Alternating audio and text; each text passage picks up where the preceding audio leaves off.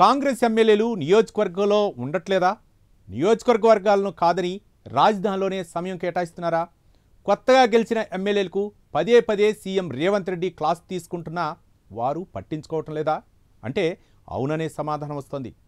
ఇటు ఇంటెలిజెన్స్ వర్గాల నుండి అటు పార్టీ శ్రేణుల నుండి ఏమైనా ఫిర్యాదులు వచ్చాయా?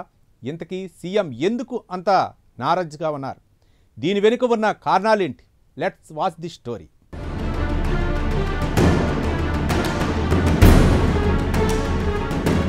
తెలంగాణ ప్రత్యేక రాష్ట్రం ఏర్పడిన 10 ఏళ్లకు కాంగ్రెస్ ప్రభుత్వం అధికారంలోకి వచ్చింది. అయితే ఈసారి గెలిచిన ఎమ్మెల్యేలు దాదాపుగా కొత్తవారే ఎక్కువగా ఉన్నారు. ఒకవైపు రాష్ట్రం అప్పుల్లో ఉందని, అయినా సరే ఎన్నికల్లో ఇచ్చిన హామీలు ఎలాగైనా అమలు చేయాలని ఒక్కొక్కటిగా సర్కార్ అమలు చేస్తూ వస్తోంది. ప్రభుత్వం మహిళలకు ఫ్రీ బస్, 200 యూనిట్ల వరకు ఉచిత కరెంట్, 500 రూపాయలకే గ్యాస్, ఏకకాలంలో రైతు రుణమాఫీ, రైతు భరోసా, ఆత్మీయ భరోసా, సన్నవడ్లకు 500 బోనస్, అలాగే రేషన్ కార్డుల ప్రక్రియ. ఇక ఇటీవలే ఎంతో ప్రతిష్టాత్మకంగా సన్నబియ్యం పథకానికి రేవంత్ సర్కార్ ప్రారంభించారు. ఇక ఉద్యోగాలు కూడా దాదాపుగా 60,000 వరకు ఇచ్చిందని, ఇక విదేశాల నుంచి సుమారు 2 లక్షల కోట్ల పెట్టుబడిదారులు, ప్రైవేట్ రంగంలో ఉద్యోగాల కల్పన, integrated schools, skill university, Hydraa, Musi సుందరీకరణ, ఇలా ఎన్నో కార్యక్రమాలు చేస్తూ వస్తోంది. అయితే గ్రౌండ్ లెవెల్లో ప్రచారం మాత్రం స్లోగా ఉందనే ఉంది. దీన్ని ఎలా అధిగమించాలని సర్కారు దృష్టి పెడుతుంటే ఎమ్మెల్యేలు మాత్రం నియోజకవర్గంలో సరిగ్గా ఉండడం లేదని విమర్శలు వస్తున్నాయి.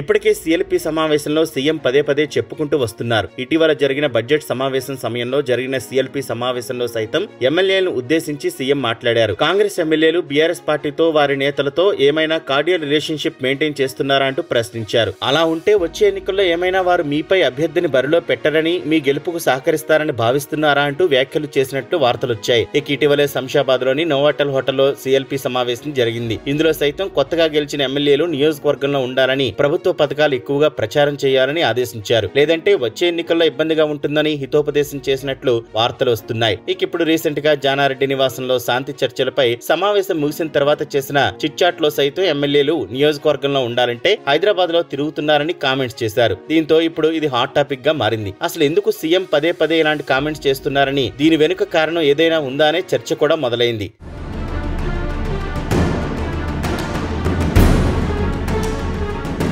ప్రభుత్వంలో ఉన్న ఎమ్మెల్యేలు కొందరు దాదాపుగా నియోజకవర్గంలో ఎక్కువగా టైం స్పెండ్ చేయడం లేదంటూ, పబ్లిక్ తో ఇంటరాక్షన్ కూడా అవ్వడం లేదని, సర్కార్ చేస్తున్న పనులను, ప్రవేశపెడుతున్న పథకాలను సైతం ఎక్కువగా ప్రచారం చేయడం లేదట. ఈ విషయంలో ఫెయిల్ అవుతున్నారని ఇంటెలిజెన్స్ వర్గాలు సీఎం దృష్టికి తీసుకెళ్లినట్లు సమాచారం. అంతేకాదు, లోకల్ గా జరిగే ప్రభుత్వ కార్యక్రమంలో, పార్టీ కార్యక్రమంలో సైతం పూర్తి స్థాయిలో పాల్గొనడం లేదట. ఇది పార్టీ వర్గాల నుండి అందిన కంప్లైంట్. ఇక లోకల్లో కార్యకర్తల ఇంట్లో, వారి సన్నిహితులు మంచి చెడు కార్యక్రమాల్లో సైతం పాల్గొనడం లేదనే విమర్శలు వస్తున్నాయి. ఇలా కొందరు ఎమ్మెల్యేల తీరు ఇటు ఇంటెలిజెన్స్, అటు పార్టీ లైన్ లో పనిచేస్తున్న వారు సీఎం దృష్టికి తీసుకెళ్లారట. అయితే ఎందుకు ఇలా జరుగుతుందని ఆరా తీస్తే ఎమ్మెల్యేలు సగం శాతం నియోజకవర్గాలు వదిలి రాజధానిలోనే వారి సొంత బిజినెస్ కార్యక్రమాలు, సొంత పనులు, ఫ్యామిలీ కార్యక్రమాలకు ఎక్కువగా టైం కేటాయిస్తున్నారని తెలిసింది.